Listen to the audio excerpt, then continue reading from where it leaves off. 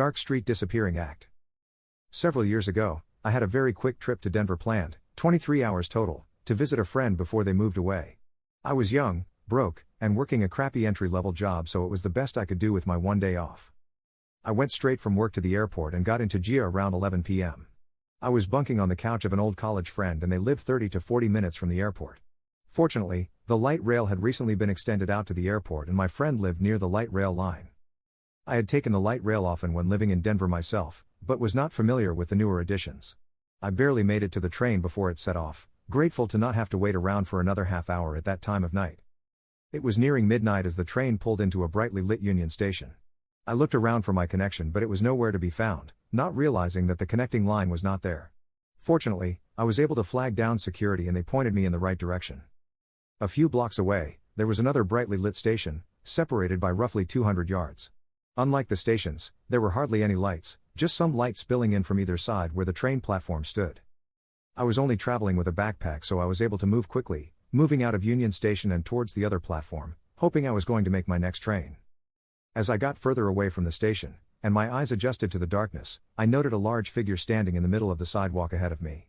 I quickly gauged my surroundings and realized there were no other paths unless I walked in the road. I decided to keep on the path and do my best to come across with a "I see you and I am not scared" attitude. As I drew closer, I could make out a tall, muscular man, probably in his 20s or 30s. As I got closer I made eye contact to let him know that I recognized his presence, and he was already staring right at me, mumbling to himself. As I passed by him, I could hear what he was mumbling. He was not speaking to me but instead he was speaking about me. And as I walked past him, he began to follow me. I began to walk fast and he began to walk faster.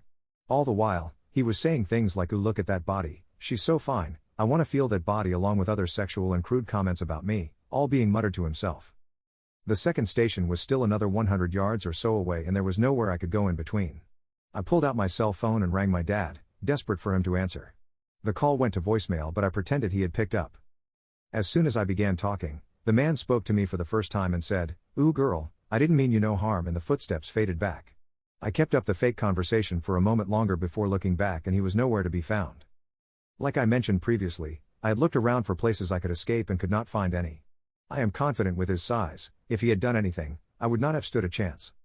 I burst into the light of the station, barely made my train, and ultimately missed my stop because I was so shaken up and had to ride the train back around. I finally rested my head on a pillow at my friend's around 2 a.m., never to travel alone at night. And whoever the disappearing man in the street was, let's never meet again.